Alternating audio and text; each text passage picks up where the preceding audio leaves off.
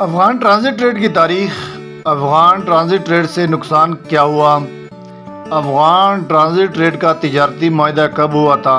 کیا افغانستان میں کوئی سمندر ہے؟ اگر نہیں تو افغانستان کو اس سے کیا نقصان ہوتا ہے؟ تورخم، واگا اور چمن بارڈر، خرلاچی، گورسل، شادانو ڈنڈ، انگورڈا اور غلمجان کے ٹرانزٹ پوائنٹس، سوئٹزرلینڈ کا شہر جنیوا میں ایک اہم تاریخی معاہدہ، چائے کی پتی درآمد کرنے والا دنیا کا 5واں ملک۔ السلام علیکم، آپ دیکھ رہے ہیں میرا یوٹیوب چینل تاریخ ناک اور میں تبسم جلالوی۔ آج کے تاریخ ناک میں آپ کو پاک افغان ٹرانزٹ ٹریڈ کے فوائد اور نقصانات کی مختصر تاریخ کے بارے میں دلچسپ حقائق سے روشناس کرانا مقصود ہے، لیکن تفصیل پر جانے سے پہلے اگر ابھی تک آپ تاریخ ناک کے سبسکرائبر نہیں ہیں تو پہلے چینل کو سبسکرائب کریں اور پھر اس کے بیل آئیکن کو پریس کیجیے گا۔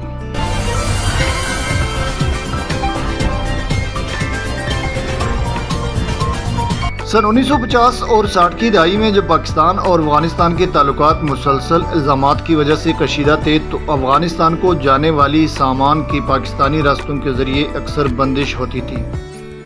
افغانستان دنیا کے ان چند ممالک میں سے ہے جن کی کوئی سمندری حدود نہیں، اس لیے ان کی درآمدات کے لیے پاکستان کے بندرگاہ اور راستوں کا استعمال کیا جاتا تھا۔ 7 سال تک جاری رہنے والے مذاکرات کے بعد سن 1965 میں افغان ٹرانزٹ ٹریڈ کا تجارتی معاہدہ ہوا، جس کے تحت بغیر کسی ٹیکس کے افغانستان کی درآمدات کے لیے اپنی سڑکیں اور کراچی بندرگاہ پیش کرے گا۔ یہ عمل تواتر کے ساتھ جاری رہا۔ کراچی سے بندرگاہ کے ذریعے جو سامان آتا تھا وہ تورخم اور چمن بارڈرز کے ذریعے افغانستان داخل ہوتا تھا۔ اس کے علاوہ پاکستانی مصنوعات بھی بغیر کوئی ٹیکس ادا کیے افغانستان برآمد کیے جاتے تھے۔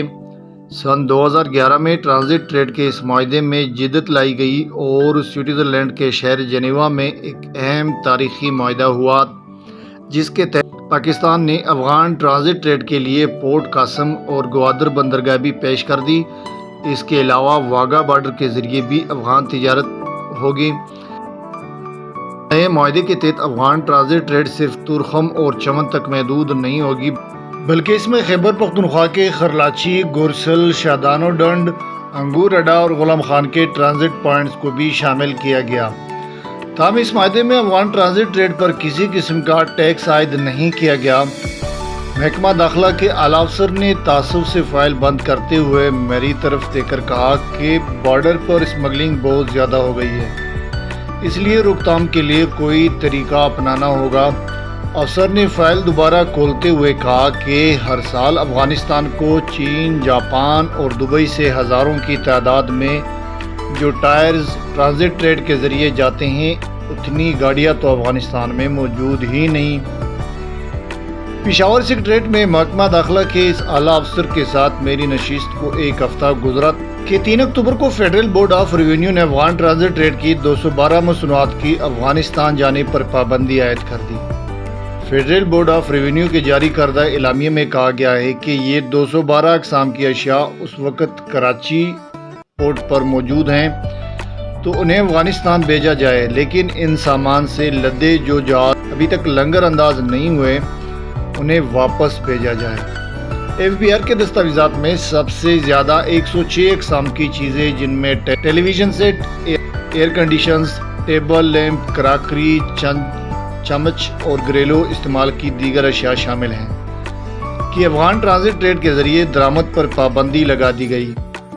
ایف بی آر کے دستاویزات کے مطابق 20 اقسام کے چاکلیٹ، 42 اقسام کے جوتے، 2 طرح کی مشینری، 9 اقسام کے کمبل، 25 اقسام کے چھوٹے بڑے کپڑوں، 19 اقسام کے خصوصی کپڑے، 6 اقسام کی چائے کی پتی، ٹائر، مختلف قسم کے صابن، شیمپو کے 14 برانڈز اور ترماس کی درآمد پر بھی پابندی لگا دی گئی۔ وزارت تجارت کے مطابق افغان ٹرانزٹ ٹریڈ کے اس سامان سے پاکستان کو گزشتہ مالی سال کے دوران 185 ارب روپے کا نقصان ہوا تھا۔ افغان ٹرانزٹ ٹریڈ سے نقصان کیسے ہوا؟ مالی سال 2021-22 کے دوران ٹرانزٹ ٹریڈ کے ذریعے افغانستان نے 4 ارب 1 کروڑ 60 لاکھ امریکی ڈالرز کی مصنوعات درآمد کی۔ FBR کے مطابق صرف اس سال بعد یعنی 2022-23 میں ٹرانزٹ ٹریڈ کے ذریعے 6 ارب 71 کروڑ امریکی ڈالرز کی مصنوعات افغانستان نے دنیا کے مختلف ممالک سے درآمد کی۔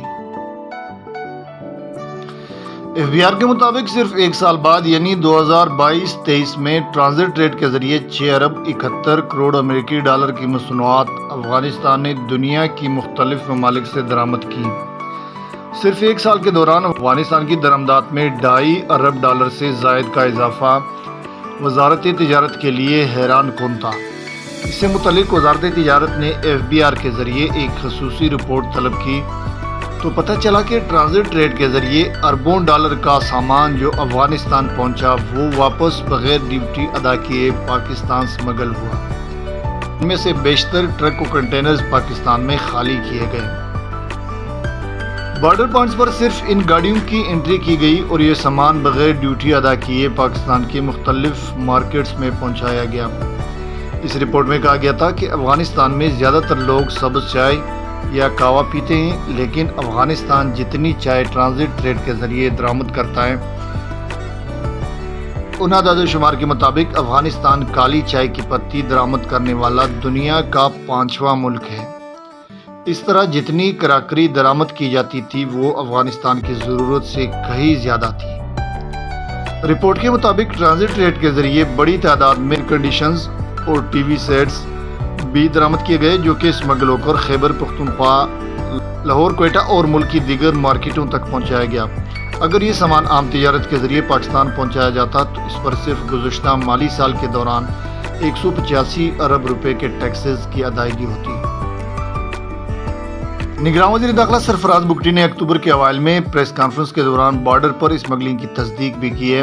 ٹرانزٹ ٹریڈ کے ذریعے آنے والے سامان پر وزارتی تجارت نے ملک کی تاریخ میں پہلی بار 10% ڈیولپمنٹ ڈیوٹی بھی عائد کر دی ہے۔ اس کے علاوہ درآمد کرنے والے تاجروں کو اب پاکستان میں سامان کے برابر بینک گارنٹی بھی دینی ہوگی اور کسٹمز کو اس بات کی اجازت دی گئی ہے کہ وہ کسی بھی مقام پر شک پڑنے پر افغان ٹرانزٹ ٹریڈ گاڑیوں کی چیکنگ بھی کر سکتے ہیں۔ افغان ٹرانزٹ ٹریڈ کے فوائد اور نقصانات کی مختصر تاریخ جو کہ آپ کے گوش گزار کی گئی۔ آج کے لیے اتنا ہی۔ زندگی رہی تو ایک اور تاریخی ولاگ کے ساتھ بہت جلد دوبارہ حاضر ہوں گے۔ اگلی ولاگ تک مجھے دینی ہوگی اجازت، مگر تب تک اپنا بھی بہت ڈھیر سارا خیال رکھیے گا۔ پھر ملیں گے۔ اللہ حافظ، فی امان اللہ۔